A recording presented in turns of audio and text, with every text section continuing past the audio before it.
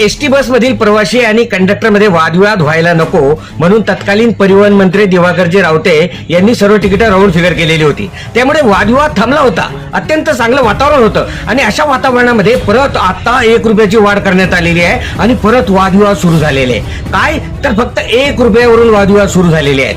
अहो, तो 1 रुपया जो मंदिराचा बाहेर बसणारा भिकारी सुद्धा स्वीकारत नाही, त्या 1 रुपयाला फार मोठं डिमांड आलेलं आहे. चला ठीक आहे, तुमचा निर्णय आम्हाला मान्य आहे. एक काम करा ना साहेब, 100 रुपये इम्प्रेस कशाला देता? 2000 रुपयाची चिल्लर दे आम्हाला. आम्ही काहीच बोलणार नाही, आमच्या वरच्या डिक्कीमध्ये भरून ठेवू आणि 2000 रुपयाची चिल्लर वाटत जाऊ. डोक्याचा ताण कमी होईल आणि त्यासोबत चिल्लर वाटण्याकरता 1 तास अतिकालिक भत्ता देखील मंजूर करा, म्हणजे आमचं समाधान होईल. अरे काय राव, काय निर्णय घेतले राव. असे निर्णय घेतात की रात्री कंडक्टरला झोपता येत नाही. भयंकर खतरनाक निर्णय येतो. काहीतरी विचार करायला पाहिजे ना ऑफिसमध्ये बसून बसून.